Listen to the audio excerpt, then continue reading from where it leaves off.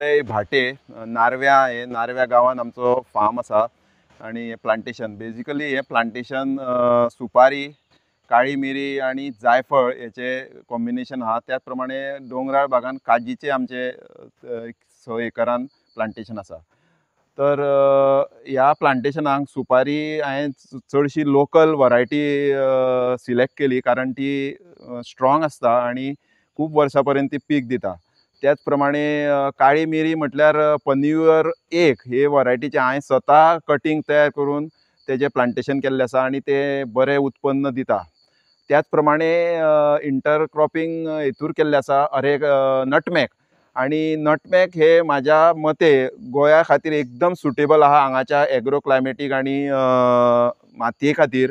So नटमेगाचे intercropping हांवें केल्लें आसा आणि तेच्या पासून बरें उत्पन्न म्हाका मेळटा। त्याच बरोबर जे डोंगराळ भागा ज्या जाग्यार पाणी पावना ते चडशे हांवें काजू वापरल्या वेंगुर्ला 4 त्याच बरोबर आता नव्यो वरायटी यूज केल्या। ब्लॅक पेपर हे क्रॉप उत्पन्न भरपूर दिता त्याच बरोबर तेजी काळजी घेवची पडटा मेनली गोंया सारख्या ठिकाणी जो विल्ट हो रोग आसा त्याच्या खातीर आणि त्या खातीर ICARन तेजे बरेच संशोधनय केल्ले आसा आणि ट्रायकोडर्मा हे तेंच्यांनी हांगासर माझ्या फार्माचेर रिसर्च ट्रायल घेवन ट्रायकोडर्माचे रिकमेंडेशन केल्ले आसा आणि ते वापरल्या नंतर त्याच्या ब्लॅक पेपराचेर बरोपैकी कंट्रोल मेळटा विल्टाचेर आणि उत्पन्न म्हटल्यार साधारण एक माडेच्यान एवरेज 1.5-2 किलो उत्पन्न तुमकां मेळूं शकता पन्नीयूर एक वरायटी लायल्यार ब्लॅक पेपराचे। त्याचे एस्पेक्ट म्हटल्यार आमी मॅन्युअल विडिंग करिना ब्रश कटरान थंयच्या थंयच कापून ते जाग्यारच उडयता।